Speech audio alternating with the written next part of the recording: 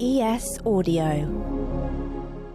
From the Evening Standard in London, I'm Rochelle Travers, and this is The Leader. It's said that your home is your sanctuary, but it's not the case for everyone. I've lived in social housing for years. Our bathroom's in a right state, falling to bits, mould, just horrible. It's a nightmare for us. I've reported it to the landlord, but they haven't fixed it. But what can you do to make it right? Everyone deserves a home that's safe, secure and well maintained. Anything less is unacceptable. Social housing tenants are being urged to complain about shoddy and dangerous housing in a major new ad campaign from the government. Housing Secretary Michael Gove says they're encouraging tenants to voice complaints first to landlords and then to the Housing Ombudsman if necessary, in an attempt to shine a light on rogue landlords. But is it enough to tackle the issue? Suzanne Muna is Secretary of SHAC, the Social Housing Action Campaign.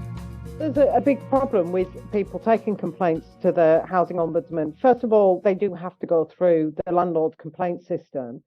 And quite often the issues that people come to us are not, if you like, the original problem. It's the fact that, what's really causing the attrition and causing the problem is the fact that landlord complaint systems are, on the whole, completely dysfunctional.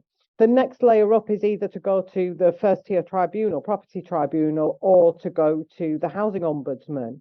But as with all kind of government funded bodies and public services or services associated with public services, they are desperately underfunded and they don't have enough staff. So that's one of the problems. So it can take about 8 months. I think the waiting time to get a complaint investigated by the Ombudsman, and this is even after you've had to wait for the landlord to at least make or give them time to make some kind of response. You're looking about an 8-month wait just to get it investigated. And then, of course, you're waiting for the outcome of that investigation.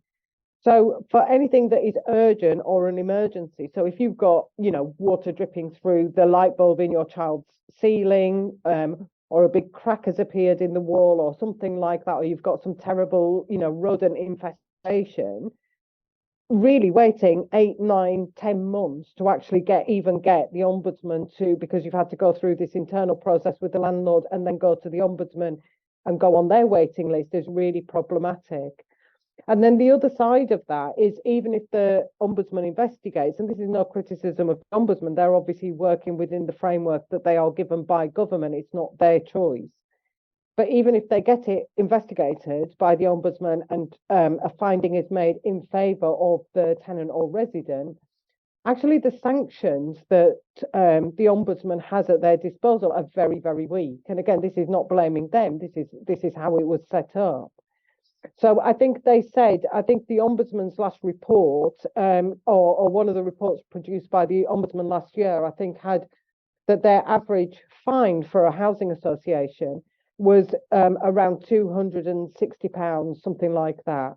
And there isn't really any major sanction against a housing association that doesn't either follow an order made by the Ombudsman or one made by the court. And unless government does something to address that, to compel housing associations in a much more forceful way, then I think the rogue landlords are going to continue being rogue, and the ones who are not rogue, who are willing to be compliant, who are genuinely interested in the interests of their tenants and residents, of operating in their interests, they will be the ones who are compliant and doing the repairs and making sure they get service charging right anyway.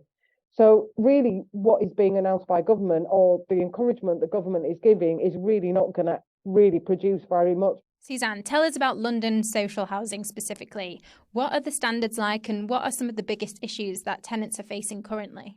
The biggest issues that people are coming to us at the moment with are the state of disrepairs. That's a really common problem. Housing associations aren't really investing in the stock. They aren't really investing in the homes that people have got already, because the priority is really, again, this is pushed ideologically by government, the priority is really to get new homes built.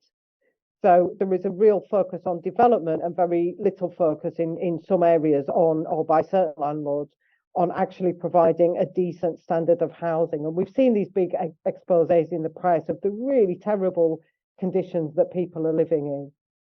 The other big campaign aspect for us is around service charges and the inaccuracy of service charges. And again, we're working with partners called Find Others on a platform that is really capturing this and providing some tools for tenants and residents to really try and get more information from their landlords about what their service charges are.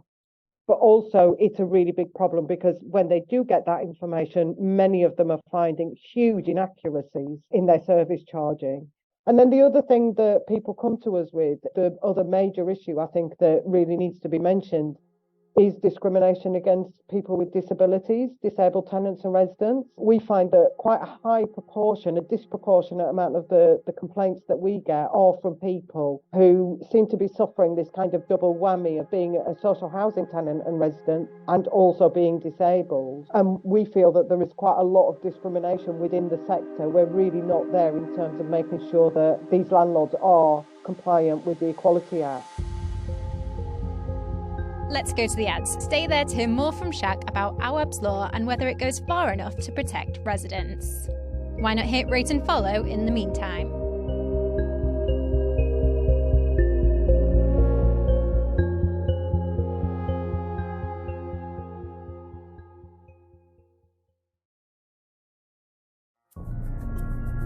Welcome back. The push to tackle substandard housing comes after an outcry following the death of 2-year-old Awab Ishaq, who died in 2020 from a respiratory condition caused by mould in his home. This was a statement from his family read out by their lawyer after the inquest in November.